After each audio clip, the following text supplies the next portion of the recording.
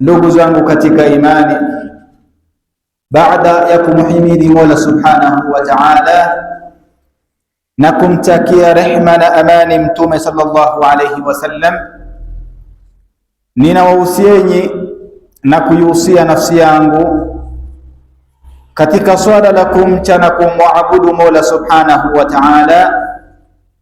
Hakika ya nafsi haitopata kuepushwa na adhabu ya Mola Subhanahu wa Ta'ala.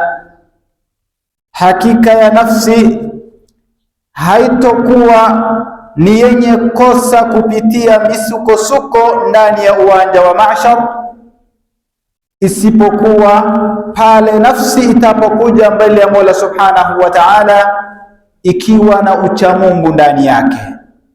Na nafsi isiyokuwa na uchamungu ndani yake itakuwa ni yenye kuadhibiwa ndani ya adhabu ya Mola Subhanahu wa Ta'ala.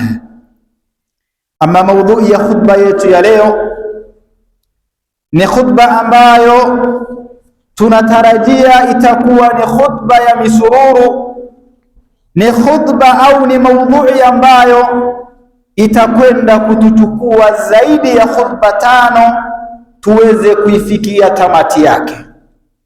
Lakini ikiwa hii ni sehemu ya kwanza ya maudhui hii, anwani yake inasema as-sihru, uchawi, wa khatruhu, hatari ya uchawi, at-tahassunu minhu, ni vipi tutakwenda kujikinga na uchawi, wa kaifiyatu hallihi, na ni vipi tunapopatwa na uchawi tunaweza kujiondoa au kupona kutokana na ule uchawi ambayo umekuwa ni wenye kutukuta.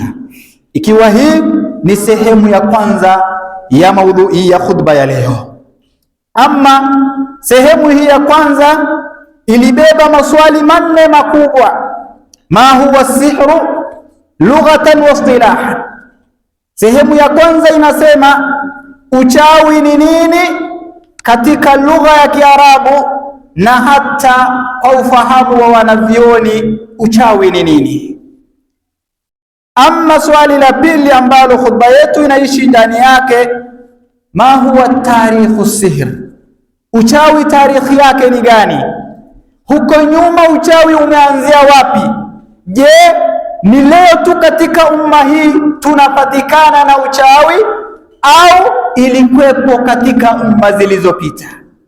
Ama swali nyingine, kuna hatari gani iwapo mtu atakwenda kuingia katika uchawi au katika urogi? Na tukiwa tutafunga misho ya maudhui tutakwenda kujua hali sihru haqiqa. Je, uchawi upo? Unaweza ukamdhuru mtu?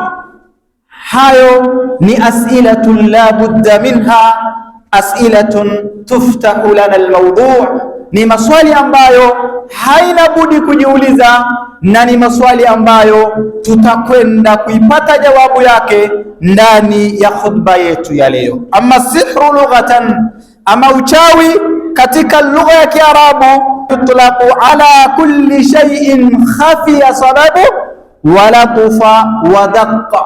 Uchawi katika lugha ya Kiarabu inamaanisha ni kitu chochote ambacho ama ni katika mambo ambayo sababu zake zimejificha, na ni kitu laini na ni kitu ambacho ni cha siri. Hiyo ndio maana ya uchawi katika lugha ya Kiarabu. Ama istilahan, kwa ufahamu wa wanavyoni wa fiqh wa kitafsiri sihr, wanasema fasihruhu anwa'uhu adida, wanasema uchawi una sampuli mingi. Tukisema uchawi wanasema ina sampuli mingi, wa turuquhu mukhtalifa, na ina njia tofauti tofauti. Uchawi ni kitu ambacho ina sampuli tofauti tofauti, na pia ina njia tofauti tofauti, yani ina utaratibu uliokuwa tofauti. Walaysa hunaka ta'rifun jami'un lahu, lakini wanavioni hawakuweza kuikusanya kuizungumzia maana halisi ya uchawi. Ila tukiangalia baadhi ya kauli yao, qala Muhammadun al-Amin ash-Shantiti rahimahullahu ta'ala, asema mwanazuoni huyu, i'lam, fahamu ya kwamba anna sihru fil istilah, amma uchawi kwa ufahamu wa wanavyoni, la yumkinu hadduhu bihaddin jami'in mani', haina maana halisi ambayo imekusanya maana yake katika kauli ya wanavyoni ambayo waliowahi kuizungumzia huo uchawi. Kwa sababu gani? Asema mwanachuoni huyu, likathratil anwa'il mukhtalifa, asema kwa sababu ya sampuli zake tofauti. Hakuna mwanachuoni ambaye amewahi toa kauli dakhilatun tahtahu, yani maana tofauti, njia tofauti ambayo imekuwa ni yenye kuingia chini ya maana ya uchawi. Kwa hivyo wanavyoni hawakuleta maana halisi au maana ambayo umekusanya maana ya uchawi, kwa sababu ya kuwa ni kitu ambacho ina njia tofauti, ni kitu ambacho ina utaratibu na ina sampuli tofauti. Kwa sababu hiyo wanavyoni hawakuweza kutoa hadhi. Wanasema ya kwamba mwanachuoni huyu, ikhtalafa alulama, ikhtalafa ibaratu alulama, imekhtalifiana maoni ya wanavyoni, yani wanavyoni wametoa taarifu tofauti kutokana na sihr, fi haddihi ikhtilafan mutayinan, ikhtilaf ambayo uko wazi kabisa, yani kila mmoja ana ufahamu wake, lakini katika ufahamu huo wote, kwa sababu ya sampuli zake nyingi, kwa sababu ya njia zake nyingi, hawakuweza kuitoa taarifu ambayo umeweza kuleta maana aljami', maana ambayo uliokusanya uhalisia wa uchawi. Asema Ibn al-Qayyim rahimahullahu ta'ala, asiru, asema uchawi, huwa murakkabun, asema ni mchanganyiko, min ta'thirati al-arwahi, ambayo inakuwa ni yenye kudhuru ruhu. Asema uchawi ni mchanganyiko ambayo unakuwa ni wenye kudhuru ruhu, ama unakuwa ni wenye kudhuru arwah al-khabitha, zinakuwa ni zenye kutokana na kudhuru kutokana na nyoyo chafu. Uchawi asema ni mchanganyiko ambayo unatokana na moyo uliokuwa mbaya. Naam, wa infiali alquwa at-tabi'iyatu anha, na ni kitu ambacho ina mambo ya kiasili na mambo ya kitambiko, mambo ambayo inaishi ndani yake, ina mambo ya kitambiko na ina mambo ya roho zilizokuwa chafu. Wa yumkinu, asema mwanachuoni mmoja, inawezekana an yu'adhifa sihra bi annahu, asema tunaweza tukaizungumzia uchawi ama tunaweza tukafafanua uchawi kwamba ibaratun min abkhariyin wa tarakibun wa aqdin wa af'alin yastakhdimuha as-sahiru ba'da kufrihi billah, asema ni mchanganyiko ulio na mafungamano kutokana na nyoyo zilizokuwa chafu, ambayo mchawi anakuwa ni mwenye kufanya baada ya yeye kumshirikisha Mola subhanahu wa ta'ala. Mchawi hawezi kuwa mchawi mpaka pale atakapomshirikisha Mola subhanahu wa ta'ala. Kwa kufanya nini? Yatakadhabu biha ila shayatin, akiwa amesha tayari jikurubisha kwa mashaitani. Mchawi wote akiwa anaroga hawezi kuwa ni mwenye kuroga mpaka pale atakapomkufuru Mola subhanahu wa ta'ala, kwa kujikurubisha kwa mashaitani, kwa kujikurubisha kwa shaitani, kwa kumsujudia shaitani, kwa kufanya mambo ya ajabu ya kumshirikisha Mola subhanahu wa ta'ala. Fayuathiru hadha al-amal, asema ya kwamba baada ya kuwa yeye amemkufuru Mola subhanahu wa ta'ala, akawa ni mwenye kufanya hile kitendo, fayuthiru hadha al-amalu fil mashhuri biidhnillahi ta'ala, alafu ile kitu ambacho atakachokifanya kitakuwa ni chenye kwenda kumwathiri yule ambaye amekuwa ni mwenye kurogwa kwa idhni ya Mola subhanahu wa ta'ala. Yani mrogi anapokuwa ni mwenye kuroga atakuwa ni mwenye kumshirikisha Mola kwanza, baada ya yeye kumshirikisha Allah subhanahu wa ta'ala kwa kujikurubisha kwa mashaitani. Sasa baada ya hapo atafanya vitendo vyake vya siri ambayo ni laini, zilizojificha. Baada yeye kufanya, atakwenda ama yule aliyerogwa atakwenda kuathirika, illa kwa idhni ya Mola subhanahu wa ta'ala. Naam, sasa nadhani tutakuwa kwa uchache tumeufahamu maana ya uchawi katika lugha ya Kiarabu na kwa ufahamu wa wanavyuoni. Ama sasa njoo tuifahamu tarikhi ya sihr. Uchawi umeanzia wapi? Je, huko nyuma ulikuwepo au ni sisi tu siku hizi tunatembea na kurogwa? Inasemekana ya kwamba lam takhlu ummatun min al-umam illa wa ba'atha Allahu ilayha rasula. Allah subhanahu wa ta'ala hakuwa ameleta umma, hakuwa ameanzisha umma, isipokuwa umma ikikuja, Allah subhanahu wa ta'ala alikuwa akiwatumia mitume. Allah subhanahu wa ta'ala katika hadithi iliyokuwa na migogoro kati ya wanavyuoni wa hadith, inasemekana Mwenyezi Mungu subhanahu wa ta'ala amewatuma mitume 124,024 takriban, ingawa ni hadithi wengine wanasema ni dhaifu na kwa upande wengine wanavyuoni wanasema ni sahihi, lakini tuchukulie katika usahihi wake Allah akiwa ametuma manabii 124,024, yani mitume 124,024 huko nyuma, wote Allah subhanahu wa ta'ala alikuwa akiwatuma kwa umma, alikiwatuma kwa watu. Sasa wote walikuwa wakiwaita watu kwa ibada ya kumpwekesha Mola subhanahu wa ta'ala. Wote waliotumwa na Allah subhanahu wa ta'ala, wakiwemo 25 waliotajwa ndani ya Qur'an, wote wakikuja walikuwa wakiwalingania umma yao kwa kumpekesha Mola subhanahu wa ta'ala, wayanhahum ani shirk, na wote wakikuja walikuwa wakiwakataza kutokana na ushirikina. Manabii wakikuja wanawaambia, jamani, Mola ni mmoja, anayestahiki kuabudiwa, anayestahiki kupwekeshwa, anayestahiki ibada zote ni Mola mmoja. Lakini vile vile kinyume yake walikuwa wakiwaambia hafai kushirikishwa Mola huyo na mtu yeyote yule. Naam, Allah subhanahu wa ta'ala anasema, wa in min ummatin illa khala fiha nadhir, hakuna umma isipokuwa Allah subhanahu wa ta'ala anawatumia yule ambaye anawaonya kutokana na adhabu ya Mola subhanahu wa ta'ala, yule ambaye anawaonya kutokana na kumshirikisha Mola subhanahu wa ta'ala. Wa kullu ummati, basi kila umma ambaye imetumwa huko nyuma, ambaye ilipita huko nyuma, hao umma yote, yub'athu ilaiha rasulan yaskharu qaumahu minhu, kila nabii akitumwa na Mwenyezi Mungu subhanahu wa ta'ala, basi watu wake wanakuwa ni wenye kuwakataa.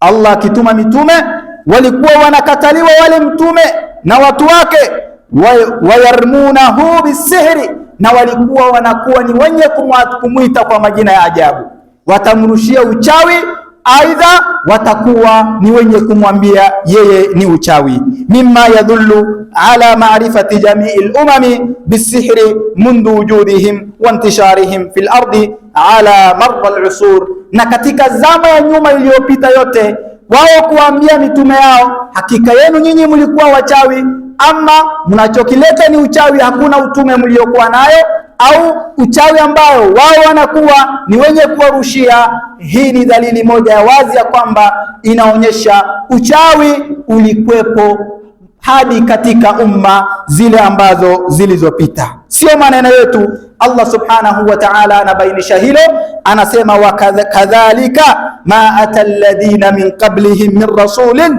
illa qalu sahirun au majnun. Asema Allah subhanahu wa ta'ala, kadhalika, vile vile, ma ata alladhina min qablihim, hakuna mitume waliokuwa kabla, ama hakuna umma waliokuwa kabla ya umma yako ewe Muhammad, illa, isipokuwa wakiwakujia walikuwa wakiambiwa qalu sahirun, watawaambia huyu ni mchawi, au majnunun, au huyu ni wazimu. Kwa hivyo uchawi haikuanza na umma ya Muhammad, ilikuwepo umma za kabla. Ndio Allah anamwambia mtume, ewe Muhammad, hivyo hivyo ama vivi hivi, namna wanavyokuambia wewe ni mchawi, namna wanavyokuambia wewe ni wazimu, hata umma waliopita, watu wao au mitume wao wakiwakujia, walikuwa wakiwaambia hakika yake huyo aidha atakuwa ni mchawi au huyu atakuwa ni wazimu. Hii ni kuonyesha ya kwamba uchawi ulikwepo hata nyuma katika zama ya umma waliokuwa wamepita. Asema Ibn Hajar al-Asqalani rahimahullah katika Fathul Bari mujallad wa 10 ukurasa 223, asema rahimahullahu ta'ala, wa kana sihru mawjudun fi zamani Nuh. Asema uchawi ulikwepo zama ya Nuh, mtume wa kwanza aliyetumwa na Allah subhanahu wa ta'ala. Asema uchawi ulikwepo zama ya Nuh alayhi salam, idh akhbara Allahu an qaumi Nuhin annahum za'amu annahu sahir, mpale ambapo Allah subhanahu wa ta'ala alipomzungumzia Nuh akasema watu wake Nuh walisema Nuh alikuwa ni mchawi. Asema kwa sababu hiyo, hii ni wazi ya kwamba, Ibn Hajar anasema ni wazi ya kwamba uchawi ulikwepo katika zama pale alipomtuma Allah subhanahu wa ta'ala Nuh. Wakala akasema qissatu Harut wa Marut, kisa ile ya Harut na Marut, wale ambao wametumwa na Mola subhanahu wa ta'ala walipokuwa wamekuwa ni wenye kuleta uchawi, wale malaika waliokuja na shari, kanat min qabli zamani Nuh alayhi salatu wassalam. Asema hao walikuwa kabla ya zama ya Nuh. Kwa hivyo hata wakati wa Nuh, hata mbele ya zama ya Nuh, uchawi ulikwepo. Asema Ibn Hajar, qissatu Harut wa Marut kanat min qabli zamani Nuh alayhi salam. Kisa ya Harut na Marut waliokuwa wameleta uchawi katika ardhi, asema walikuwa kabla ya Nabiullahi Nuh alayhi salam. Naam, shaa sihru was-saharatu, asema uchawi wamekuwa ama wachawi wamekuwa ni wenye kupatikana katika zama hizo, ala ma dhakara Ibn Ishaq wa ghairihi, asema namna ambavyo Ibn Ishaq na wengine waliokuwa wamekuwa ni wenye kuelezea katika vitabu vyao. Naam, wasihru yantashiru dhuhuruhu inda aqwamin wa yaqillu inda akharin, lakini uchawi hivyo hivyo ilikuwa imedhihiri katika umma za nyuma, lakini inakuwa ni yenye kupungua katika baadhi za umma. Katika umma zote zilizokuja ilikuwepo uchawi, walikuwa wakiroga, walikuwa wakirogana, wachawi walikuwepo, lakini katika baadhi ya umma wachawi wanakuwa wengi, lakini baadhi ya umma pia wanakuwa ni wenye kuwa ni wachache. Shaa sihru was-sahra wa qara'u Musa bisihrihim, qala Ibn Khaldun rahimahullahu ta'ala, hata Musa alikuwa ameambiwa yeye ni mchawi, wakasema wakawa ni wenye kukusanya uchawi yake, namna alivyoelezea Ibn Khaldun rahimahullahu ta'ala katika tarikhi yake ya Ibn Khaldun. Asema wakadhalika vile vile lisihri fi Babili wa Misri, asema ule uchawi uliokuwa umetokea katika mji wa Babil na katika mji wa Misri, asema azmanun bu'ithahu Musa alayhi salam aswaqun nafiqa, ni pale ambapo Allah subhanahu wa ta'ala amemtuma Musa alayhi salam katika mji ama katika mji wa Babil na katika mji wa Misri, pale ndipo asema ulikwepo ama umekuwa ni wenye kutokea uchawi. Naam, kwa hivyo tarikhi ya nyuma inatuonyesha ya kwamba kwa kauli ya wanavyoni hawa akiwemo Ibn Hajar ni kwamba uchawi ulikuwa katika zama zilizokuwa nyuma, haikuwa ni wenye kuanza katika zama zetu. Sasa basi, iwapo tumefahamu tarikhi ya sihr, hali sihru haqiqatun am khayal? Je, uchawi huu ni ukweli? Upo, unaweza kudhuru mtu? Inawezekana mtu akarogwa na mtu mwenzake alafu akadhuriwa? Asihru lahu haqiqatun waqi'a. Kwanza uchawi una ukweli na unadhuru, unakuwa ni wenye kufikia watu. Faqad yufarriqu baina az-zawjayn, sio tu kuwaroga watu, hata anaweza akatawanyisha wapenzi wawili ambaye mume na mke wako pamoja, mtu anaweza roga wao na wao wakawa ni wenye kuachana. Kunao uwezekano kama hiyo, lakini biidhnillahi ta'ala, ni kwa idhni ya Allah subhanahu wa ta'ala. Mchawi hawezi roga uchawi wake ikakudhuru isipokuwa baada ya idhni ya Mola subhanahu wa ta'ala. kama qala subhanahu wa ta'ala, Allah subhanahu wa ta'ala akasema akiwazungumzia wale malaika walikuwa wameleta ule uchawi, ayasema fayata'allamuna minhuma ma yufarriquna bihi baina almar'i wa zawji, asema walikuwa wakifunza kile ambacho wanakuwa ni wenye kuwatawanisha mume na mke. Watu ambao wameoana wako pamoja miaka mingi, ule uchawi ukikuja ama yule mchawi akifanya, baada ya idhini Allah subhanahu wa ta'ala watakuwa ni wenye kuachana. Walahu ta'thirun fi ilami aljasadi wa itlafihi bilmaradi au almaut, na vile vile uchawi una hakika unakuwa ni wenye kutia udhaifu katika mwili.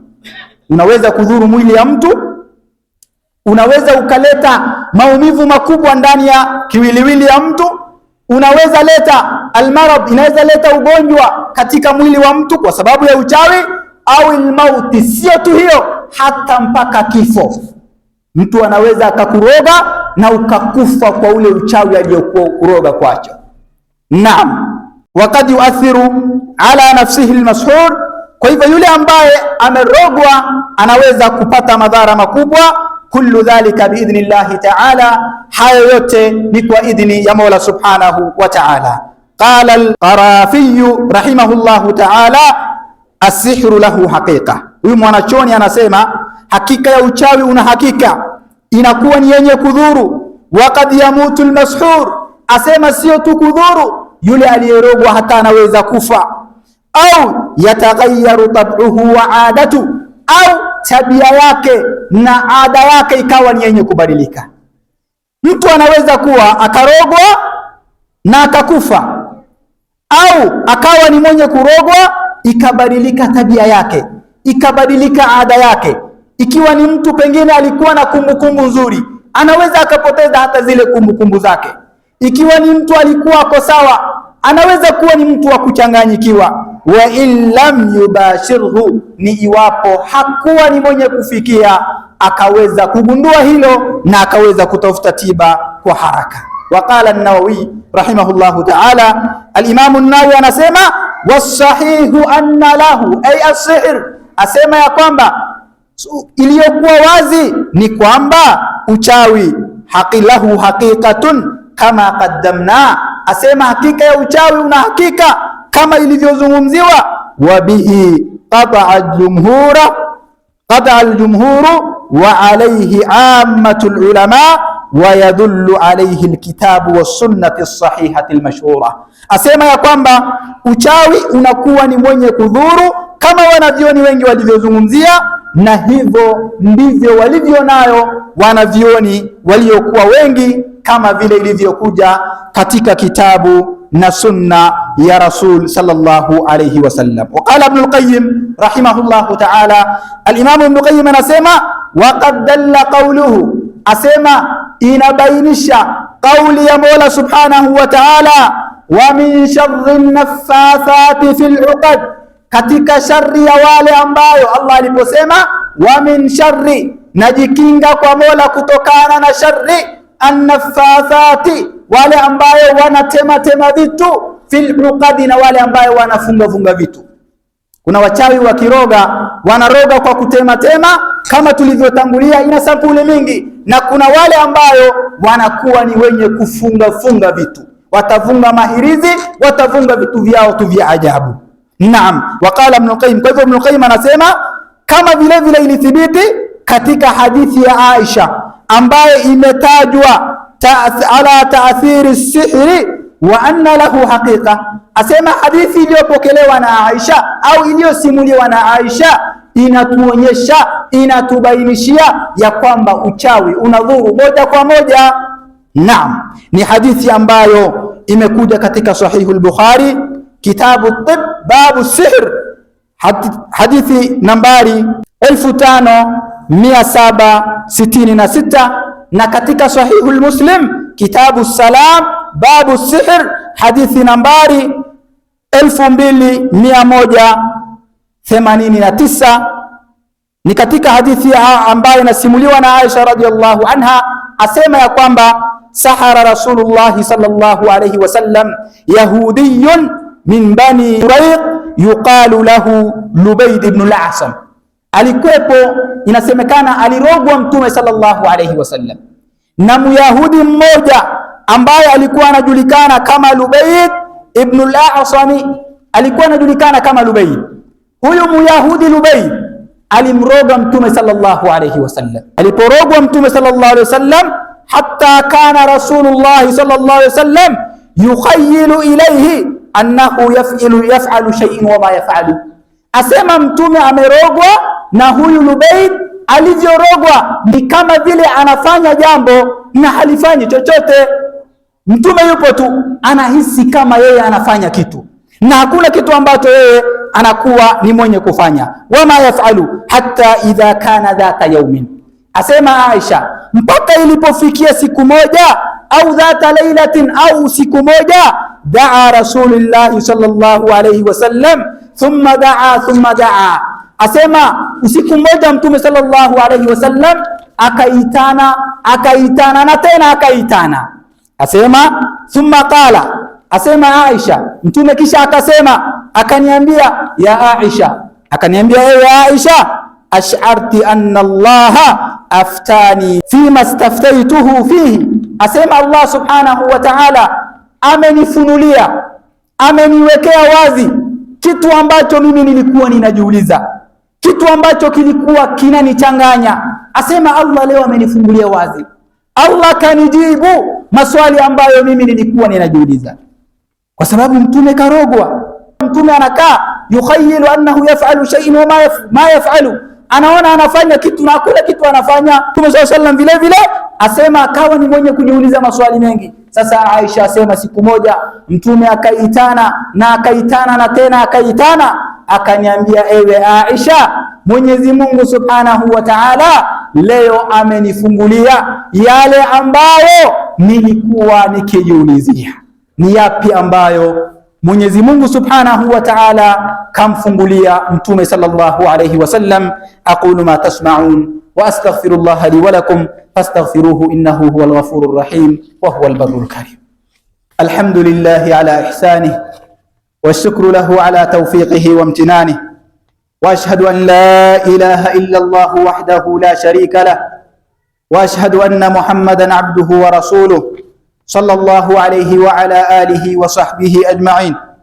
Ama ba'd, ndugu zangu katika iman, kwa mara nyingine na ninahusia nafsi yangu na nafsi yenu katika swala la kumcha na kumwabudu Mwenyezi Mungu Subhanahu wa Ta'ala.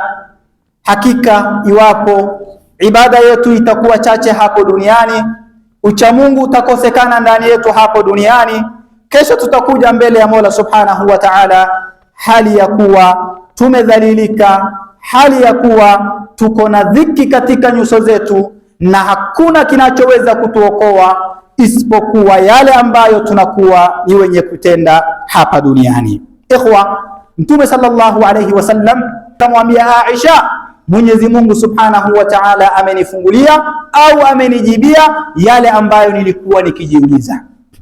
Asema Mtume sallallahu alayhi wasallam kumwambia Aisha, asema jaani rajulan, walinikujia watu wawili, faqaida ahaduhuma inda ra'si, asema mmoja akakaa kwenye kichwa yangu, wal akharu inda rijlai, na mmoja akakaa kwa mguu yangu, au alladhi indahu rijlai lilladhi inda ra'si, asema mmoja akakaa mbele na mmoja akakaa nyuma yake. Ma waja'a ar-rajul, hawa watu wawili wakaulizana, ma waja'a hadha ar-rajul, anaumwa nini huyu?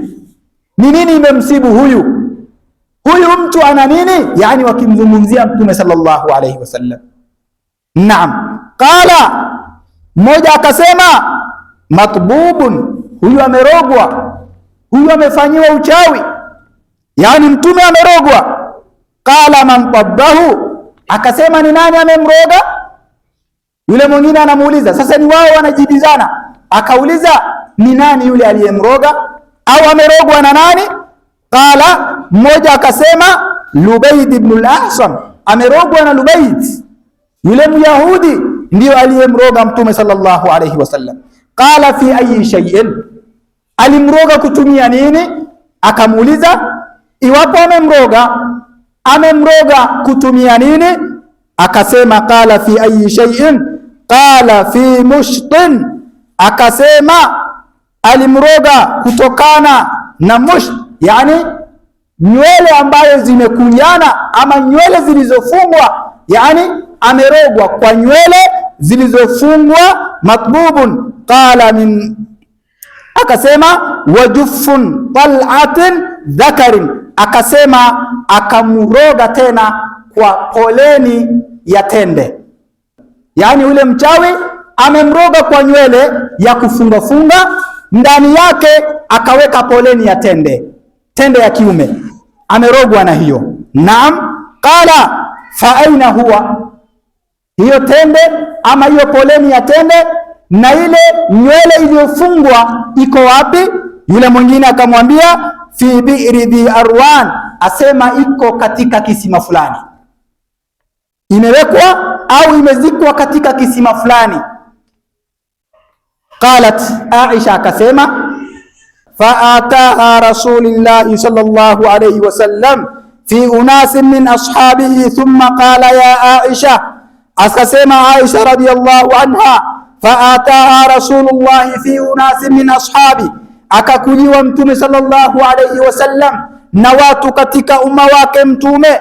Thumma qala ya Aisha, mtume akaniambia ewe Aisha, wallahi laka anna ma'aha nuqa'atul hinnai, akamwambia mtume sallallahu alayhi wasallam baada ya wao kwenda kuangalia ile poleni ya tende na ile nywele katika ile kisima, mtume anamwambia Aisha, wallahi maji ya ile kisima inakaa kama vile ni damu, kama vile hina au damu ya haidhi, yani ile maji ilivyokuwa ile kisima ambaye yule Lubayd ibn al-Asam akafanya ile uchawi yake akamweka uko ndani ili kaendelee kumdhuru mtume sallallahu alayhi wasallam. Basi asema mtume sallallahu alayhi wasallam akimwambia Aisha, ilikuwa ni nyekundu kama hina, inakaa kama hina, wala kaanna takhluha ruusu shayatin, asema ya kwamba basi ni kama vile inakaa, yani ni kitu ambacho ni nyekundu, inakaa damu, ile maji ya ile kisima. Qalat Aisha akamuuliza, qultu ya Rasulullah, akamwambia ewe Rasulullah, afala ahraktahu, hivi ile uchawi ulipoichukua ile nywele, yani ilikuwa ni nywele ya mtume sallallahu alaihi wasallam ichukuliwa ikachanganywa na poleni ya tende ikawekwa ndani, alafu ikawekwa ndani ya kisima, inaendelea kumdhuru mtume sallallahu alaihi wasallam. Kwa hicho kitu kidogo tu, poleni tu ya tende ambayo zama hizo Mayahudi walikuwa wanapenda kutumia katika uchawi wao. Aisha akamuuliza, ya Rasulullah, ulipouchukua ule uchawi si ungeuchoma, ama kwa nini huku uchoma? Mtume sallallahu alaihi wasallam akamwambia Aisha, qala la amma ana faqad afani Allah, asema hakika yangu mimi Mungu ameshanipa afya, Mungu ameshaniponya kutokana na ule uchawi. Wakarihtu, asema nimechukia, an athira ala nnasi sharran, ninahofia kwamba nikiuchoma ule uchawi itakuwa ni yenye kueneza shari ndani ya watu. Kwa hivyo asema Mtume sallallahu alaihi wasallam, fa amartu biha fadufinat, nikaamrisha ikaenda ikazikwa ile uchawi. Kwa hivyo Mtume sallallahu alaihi wasallam baada ya kuroga, alipoupata ule uchawi akauchukua akawa ni mwenye kuzika, kwa sababu alihofia akiichoma ule uchawi utakuwa ni wenye kuwadhuru watu wengine. Ikhwa, tukimalizia katika khutba yetu, a'la ma yamliku almuslim, kwanza tufahamu ya kwamba kitu kikubwa ambayo sisi Waislamu tumemiliki fi hadhihi alhayatu huwa din. Kitu kikubwa ambayo tumemiliki ambayo Allah ametupatia ni dini tuliyokuwa nayo. Allah katujalia dini iliyokuwa nzuri, iliyokuwa na shar'i yote ndani yake, iliyokuwa na hukumu ya sampuli zote ndani yake, iliyokuwa na dawa aina yote ndani yake. Warushdu man yuhafidhu ala dinihi wala yarda bi ayi amalin yuqdahu au yunqidhu au yudnisu mu'taqadah. Kila Muislamu anatakiwa awe anawaza, asiwe ni mwenye kuingilia katika mambo ambayo yanakwenda kuporomosha Uislamu wake, yanakwenda kumuondoa katika Uislamu, yanaenda kubadilisha imani yake kutoka kwa Uislamu. Yako mambo ikhwa, ukiyafanya wewe utakuwa umetoka katika Uislamu moja kwa moja. Hata ukuje usali ufanye nini mpaka utubie kwa hilo jambo, urudie kwa Mola, alafu ndio utarudi kuwa Muislamu.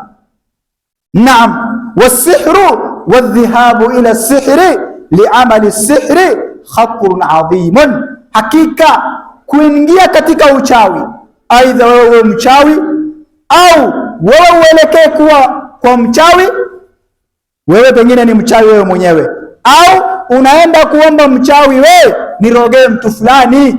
Kwa nini yeye ananipita kwa kazi? Kwa nini maisha yake yako vizuri na yangu haiko vizuri? Roga yeye akashuke kidogo, punguza yeye kidogo, anakuja na spidi mingi sana. Kwa nini anaomoka haraka hivyo? Vijana tutasema hivyo. Sasa anasema li anna talaba amali sihri min as-sahiri min nawaqid al-islam, kutafuta uchawi, wewe kuwa mchawi au kutaka kufanyiwa uchawi ni katika mambo ambayo yanavunja Uislamu wako moja kwa moja. Nenda kwa mchawi, muombe mroge fulani, au nenda kwa mchawi, nimerogwa niondolee huu uchawi, basi hiyo itakuwa ni yenye kukutoa moja kwa moja katika Uislamu. Mpaka utubie, urejee kwa Mola Subhanahu wa Ta'ala, ndio utakuwa Muislamu tena. Usali, uende haji, hiyo amala itakubaliwa kwa sababu tayari umeshatoka kwa Uislamu mazima. Naam, asema Sheikh Muhammad ibn Abdul Wahhab rahimahullahu ta'ala katika kitabu chake Nawaqidul Islam, asema an-naqidu sabi', alitaja mambo 10 katika kitabu hicho, asema miongoni mwa mambo ya 7 ambayo yanatoa mtu katika Uislamu, asema as-sihru, asema ni uchawi. Wa minhu, asema katika uchawi as-sarfu wal atfu, kuna kufunga na kufungua. As-sarfu wal atfu kama anavyoelezea Sheikh, kuharibu yani kufunganisha na kuachanisha. Wewe umekaa pengine umependa mrembo fulani, unaenda kwa Sheikh, mwambie bwana, hiyo sio Sheikh, ni mchawi. Ukishaenda kwa Sheikh yote anakufanyia kitu kama hicho, yeye sio Sheikh, ni mchawi, toa katika hiyo listi. Siku hizi watu wanaoita wachawi masheikh, wachawi hao sio masheikh. Sasa yeye anakuja kwa yule anamwambia Sheikh, huyu mtu fulani, huyu mrembo kidogo nimempenda sana, lakini nafuatilia lakini sifaulu. Sheikh anakuandikia kitu fulani, anakuambia basi pengine weka kwa mdomo, ama wengine iko miti fulani wanakupatia. Kuna mti fulani unapatiwa, unaweka kwa mdomo, unamsalimia tu, moyo inaruka. Hayo yote ni uchawi. So anasema miongoni mwa uchawi ni kupendanisha wawili na kuwatenganisha pia. Yaani mke na mume pengine wanapendana wakakuja wakaachanishwa, pia hiyo asema ni katika ukafiri moja kwa moja. Faman fa'alahu, yule ambaye atafanya uchawi, au radhiya bihi, au akaridhia uchawi, kafara, huyo amekufuru kabisa, ametoka katika Uislamu mazima. Wadalilu qawluhu ta'ala, dalili inaonyesha ni kauli Allah subhanahu wa ta'ala aliposema, wama yuallimani min ahadin, hawakuini wenye kufunza mmoja, hata yakula, mpaka wanasema innama nahnu fitna, wakakuja wakasema hakika yetu sisi ni fitna, fala takfur, musikufuru. So malaika wale walipokuja wawili, Harut na Marut, walipokuja wakaleta uchawi, wakawaambia wama yuallimani min ahadin, wakikuja kwa mtu watamwambia innama nahnu fitna, hakika yetu sisi ni fitna, fala takfur, musikufuru. Kumaanisha ya kwamba ukiwa utaingia katika uchawi, ukiwa utaenda kwa mchawi mazima, wewe umetoka katika Uislamu moja kwa moja. Waman amila sihri fasahiru wadhihabu ilayhi lisihri hukmuha sawa, kuwa mchawi au kuenda kwa mchawi, yote hukumu yake inakuwa ni moja. Aidha wewe umeroga au umerogewa, wote watakuwa hukumu yao ni moja. Waman amila sihru faqad ashraka, yule ambaye atafanyia kazi uchawi atakuwa amemshirikisha Mola Subhanahu wa Ta'ala. Asema Mtume sallallahu alayhi wasallam, hadithi ambayo inapokewa na Nisai, Mtume anasema waman sahara, yule ambaye ataroga, faqad ashraka, hakika huyo amemshirikisha Mola. Yule atakayeroga moja kwa moja, huyo atakuwa amemshirikisha Mwenyezi Mungu Subhanahu wa Ta'ala. Qala Sheikh Abdurrahman ibn Hasan, asema mwanachuoni huyo, hadha nassun, hii ni dalili ama hii nasu ya Mtume sallallahu alaihi wasallam inaonyesha kwamba fi anna sahiru mushrikun, ni kwamba mchawi ni mshirikina. Naam, ikhwa, tukimalizia, wa huwa muharramun fi jamii adyani rusul, na uchawi umeharamishwa katika dini ya mitume wote. Mitume wote waliotumwa kuanzia Nuh alayhi salam, uchawi ulikuwa kabla ya Nuh, ikakuja wakati wa Musa, ikakuja wakati wa Isa, mitume wote mpaka wakati wa Muhammad. Uchawi ni kitu ambacho kimeharamishwa na mitume wote. Allah subhanahu wa ta'ala anasema, wala yuflihu sahiru haithu ata, hatakuwa ni mwenye kufaulu mchawi popote akujapo. Asema wa huwa min mubiqati din, na ni katika madhambi makubwa. Ukifanya uchawi utaingia katika mubiqat, mambo ambayo ni makubwa, mambo ambayo ni hatari. Asema Mtume sallallahu alayhi wasallam katika hadithi ambayo inapatikana katika Bukhari na Muslim, asema Mtume sallallahu alayhi wasallam, ijtanibu sab'al mubiqat, epukaneni na mambo masaba makubwa, saba ambayo inaangamiza. Epukaneni na hayo mambo masaba. Masahaba wakamuuliza, ya Rasulullah, wama hunna, ni zipi yale dhambi saba ambayo inakuwa ni yenye kuangamiza? Mtume akasema, ashirku billah, kumshirikisha Mola subhanahu wa ta'ala, wasihru, uchawi, akasema wa qatlu nafsi allati harrama Allahu illa bilhaq, kuwa nafsi ambayo Allah ameharamisha kuiua bila haki, wa akli riba, kula riba, wa akli mali al-yatim, kula mali ya yatima, wa tawali yawm az-zahf, kukimbia katika vita wakati wa jihad, wa qadhfu al-muhsanati al-mu'minati al-ghafilat, kumuaibisha mwanamke ambayo hakuzini, ukasema huyu amezini, huyu ni mzinifu. Basi anasema haya mambo saba ni katika mambo saba ambayo yanakuwa ni yenye kuangamiza. Mahallu shahid, Mtume anasema as-sihru, ay as-sihru min sab'il mubiqat, uchawi ni katika mambo saba ambayo ni hatari na yanakuwa ni yenye kuangamiza. Wasihru yajma'u muhlikatu fi din, na uchawi umekusanya maangamifu katika dini ya Mola subhanahu wa ta'ala. Min istighathati bil jinn, wale ambao wanakuwa ni wenye kuroga, wanastaghithi kwa majini, wanakuwa ni wenye kuwaomba majini, wanakuwa ni wenye kunyenyekea kwa majini, vile vile wanakuwa ni wenye kumwomba wasiyekuwa Allah subhanahu wa ta'ala, wanakuwa ni wenye kutembea na fasad katika ardhi. Na Allah subhanahu wa ta'ala anasema, wala tufsidu fil ardh, msilete maovu katika ardhi, msiharibu hii ardhi baada islahiha, baada ya kuwa Allah subhanahu wa ta'ala ameitengeneza vizuri, ameifanya kuwa ni yenye amani. Asema msiwe ni wenye kuharibu, kuleta uharibufu katika ardhi. Wad'uhu khawfan wa tamaa, muombeni Mola wenu katika khaufu na raha yote. Inna rahmatallahi, hakika ya huruma Allah subhanahu wa ta'ala, qaribun minal muhsinin, iko karibu na wale ambayo wanakuwa ni wenye kutenda mema. Kwa hivyo ikhwa, yule ambaye ataingia katika ushirikina ama katika uchawi atakuwa amemshirikisha Mola subhanahu wa ta'ala, na anayemshirikisha Mola subhanahu wa ta'ala ametoka katika Uislamu mazima.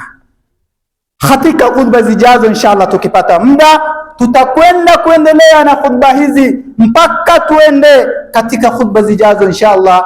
Tutakwenda kumfahamu, tutamjuaje huyu ni mchawi, ni kwa alama zipi tutakwenda kufahamu yule mchawi, tunafahamu huyu ni mchawi na huyu anaroga. Na katika khutba zijazo bado tutakwenda kujua ni vipi utajua umerogwa na ni njia gani utakazotumia kwenda kujitibia. Fursa yako tuchukua uweze kufuatilia khutba hizi. Allah tujalie min alladhina yastami'una alqawla fayattabi'una ahsana. Ibadallah, inna Allaha amarakum bi amrin bada bihi bi nafsihi